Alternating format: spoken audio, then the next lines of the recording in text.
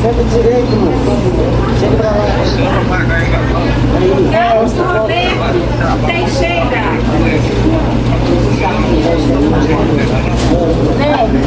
Aí você tem que marcar o dia de conhecer, igual lá no posto lá da Vitória. Tá depois da manhã, você tem que consulta depois da manhã.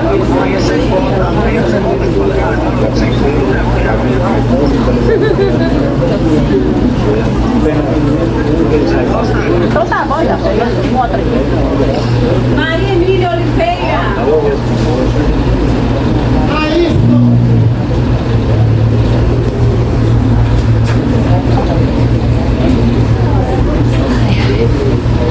José Xavier.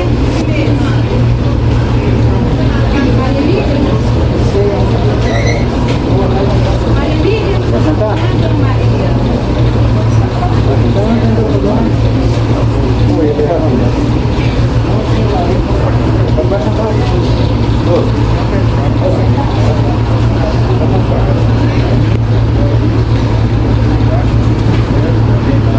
Anísio Ferreira e Cecília Beatriz da Silva.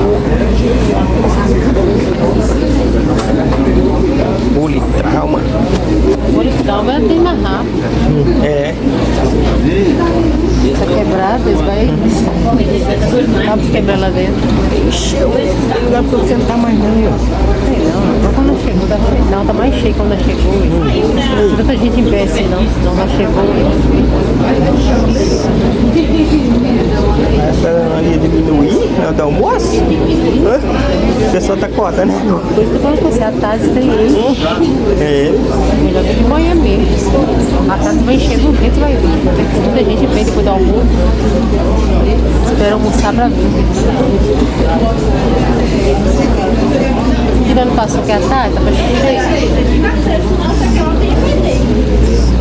Domingo não enche, porque sabe que domingo não tem.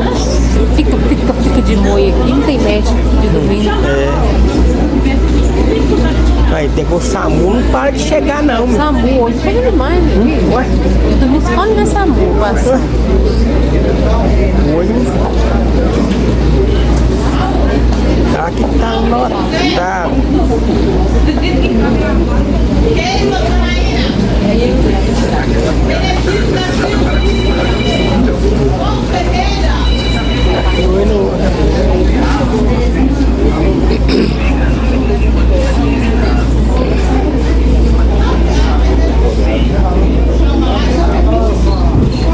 Mosquitinho tá brincadeira não, meu filho. Mosquitinho botou pra trás.